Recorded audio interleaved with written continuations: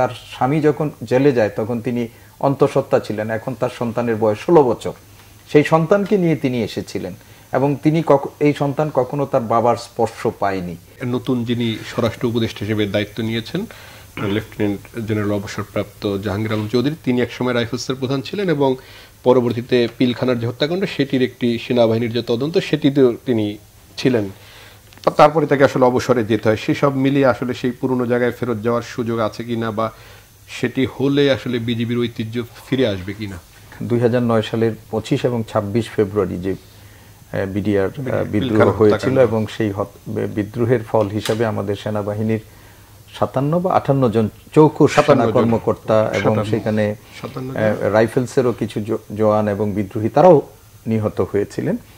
সেই ঘটনার পর 2009 থেকে 24 সালে এসে আজকে আমরা দেখলাম সেই বিদ্রোহে যারা নিহত হয়েছিলেন সেই সেনা সদস্যদের পরিবার আজকে তারা একটা সংবাদ সম্মেলনের মাধ্যমে বর্তমানে একটা স্বৈরাচারী শাসন ব্যবস্থার অবসানের পর যে সরকার গঠিত হয়েছে অন্তর্বর্তীকালীন সরকার, সেই সরকারের কাছে তারা আবার এটির দাবি জানিয়েছে, তদন্ত করে এই দায়ীদের শাস্তির দাবি জানিয়েছে।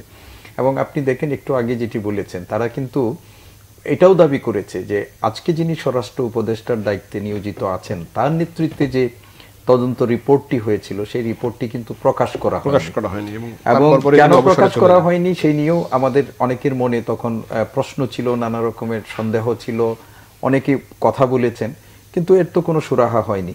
একটা বিচার হয়েছে এবং সেই বিচারটা যে ন্যায্য বিচার হয়নি এইটা দেশের কম বেশি সব মানুষ জানে। এবং এই সরকার গঠিত হওয়ার পরেও এই যে যারা জওয়ান যারা মানে জেলে আছেন তাদের অনেক পরিবারও কিন্তু ইয়াতে এসেছিল, প্রেস ক্লাবে এসেছিল এবং একজন জওয়ানের স্ত্রীর আমি একটা মনে পড়ে যে তিনি তার স্বামী যখন জেলে যায় তখন তিনি অন্তঃসত্ত্বা ছিলেন, এখন তার সন্তানের বয়স 16 বছর।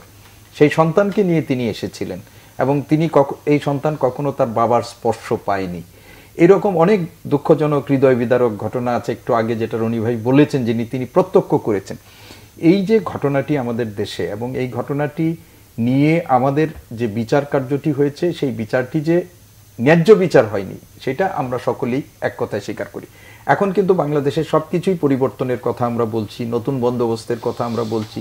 সেই রকম একটা জায়গায় দাঁড়িয়ে সেই পরিবারগুলো যখন আবার দাবি তুলছেন এবং অনেকেই বলছেন যে একটা স্বাধীন তদন্ত কমিশন গঠন করা হোক এবং এই গঠন করে আমাদের দেশে এই সরকারের আমলে যতগুলো বড় ঘটনা হয়েছে, যতগুলো দুঃখজনক অনাকাঙ্ক্ষিত ঘটনা ঘটেছে এর মধ্যে কিন্তু এই বিদ্রোহ এবং এখানে আমাদের একটা বিপুল সেনা কর্মকর্তা সহ তাদের মৃত্যুর ঘটনা। এবং একটু আগে রনি ভাই যেটি বলেছিলেন, স্বাভাবিকভাবেই বাংলাদেশের এই দেশের মানুষ মুষ্টিমেয় হয়তো হাতে গোনা কিছু ছাড়া সব মানুষই বিশ্বাস করে যে এই ঘটনাটা শুধুমাত্র আমাদের দেশের মধ্যে সীমাবদ্ধ, এই ষড়যন্ত্রটা ছিল না, পার্শ্ববর্তী দেশের দিকে আঙ্গুল উত্থাপন করা হয়। আজকেও কিন্তু ওনারাও উত্থাপন করেছেন, বিএনপির পক্ষ থেকে একটা মুক্তিযোদ্ধা সমাবেশ ছিল, মানে ছিল, সেখান থেকেও বলা হয়েছে। এখন দেখেন আমরা সেই সময় কিন্তু কতগুলো নামের কথা শুনেছিলাম এবং এরা শেখ পরিবারের সাথে যুক্ত আছেন। ফজলে নূর তাপসের কথা আমরা শুনেছি, তখন শেখ সেলিমের কথা শোনা গেছে, জাহাঙ্গীর কবির নানকের কথা আমরা শুনেছি, প্রধানমন্ত্রীর কথা কেউ অনেকে সাহস করে বলেন নাই, কেউ কেউ বলেছেন।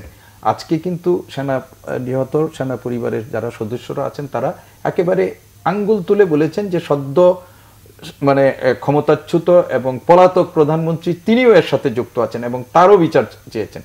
তো আমরা এমন একটা পর্যায়ে এখন এসেছি, মানুষের প্রত্যাশা কিন্তু অনেক বেড়েছে যে আমরা এখন কোনো রাজনৈতিক সরকারের অধীনে নেই, যে সরকার একটা গণ অভ্যুত্থানের মধ্য দিয়ে কয়েকশো মানুষের প্রাণের বিনিময়ে যে সরকার প্রতিষ্ঠিত হয়েছে সেই সরকার কিন্তু আমাদেরকে একটা প্রত্যাশা পূরণের জায়গায় দাঁড়িয়ে তারা রাষ্ট্র পরিচালনা করছেন।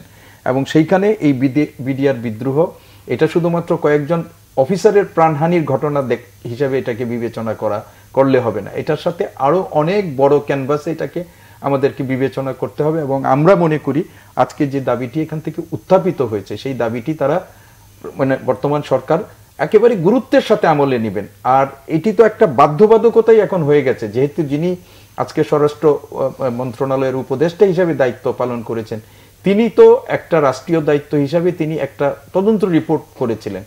আমরা জানি না তিনি কি দিয়েছিলেন, এখন তো তার সামনে সুযোগ আছে, কোনো প্রতিবন্ধকতা নাই, সেটিও প্রকাশ করা হোক এবং সেটির মধ্য দিয়েও যদি এই ঘটনাটির পরিপূর্ণ সুরাহা না হয়, একটা ন্যায় বিচার যদি করতে কোনো রকমের সীমাবদ্ধতা থাকে, তাহলে যে দাবিটি উত্থাপন করা হয়েছে যে স্বাধীন একটা তদন্ত কমিশন গঠন করে এই বিষয়টি আমাদের উদ্ঘাটন করার দরকার। সেই পরিবারের কান্না থামানোর জন্য না, শুধু আমাদের রাষ্ট্রের বৃহত্তর স্বার্থে এটি বিবেচনা করে এখন আমি মনে করি ব্যক্তিগতভাবে তাদের দাবির সাথে একমত, পরিবারের দাবির সাথে, বা দেশের যারা মানে চিন্তাশীল মানুষ আছেন, যারা দেশটাকে সুন্দরভাবে দেখতে চান সবকিছু থেকে, তাদের দাবির সাথে আমিও এটি একমত হয়ে মনে করি যে এটা গুরুত্বের সাথে নিয়ে এই ঘটনাটির একটি সুরাহা হওয়া দরকার।